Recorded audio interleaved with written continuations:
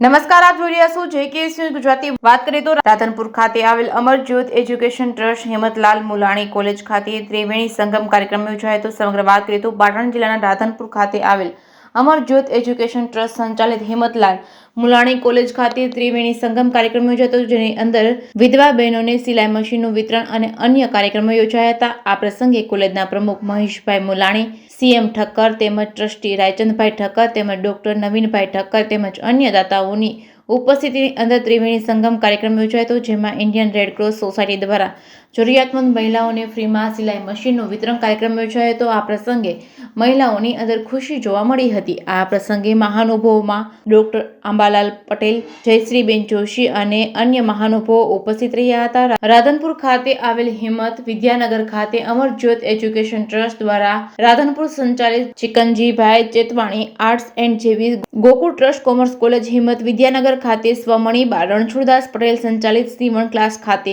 કાર્યક્રમ યોજાયો હતો। JKS ન્યૂઝ ગુજરાતી સાથે મનુ ઠક્કર,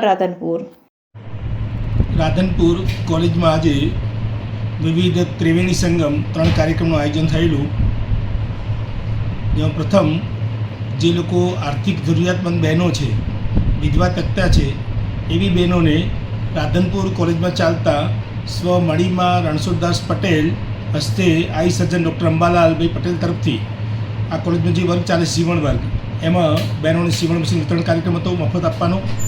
સાથે સાથે જે વિદ્યાર્થી વેકેશન સ્કૂલમાં જેમને આ વર્ષમાં પ્રવેશ મેળવેલ અને ટ્રેનિંગ પૂરી કરી છે એવા વિદ્યાર્થીઓને સર્ટિફિકેટ વિતરણ કાર્યક્રમ અને કોલેજમાં યોજાયેલ પ્લેસમેન્ટમાં જે 9 વિદ્યાર્થી પસંદ થયા એ 9 વિદ્યાર્થીઓનો અભિનંદનનો કાર્યક્રમ આજે કોલેજમાં ગોઠવાયેલો, જેમાં ટ્રસ્ટના પ્રમુખ આદરણીય Maheshbhai, managing trustee Raichandbhai, honorary secretary doctor Navinbhai, Jayshreeben Joshi તેમજ તમામ સ્ટાફ અને મોટી સંખ્યામાં લાભાર્થી અને વિદ્યાર્થીઓ હાજર રહેલા કાર્યક્રમ સારી રીતે સંપન્ન કરવામાં આવેલો।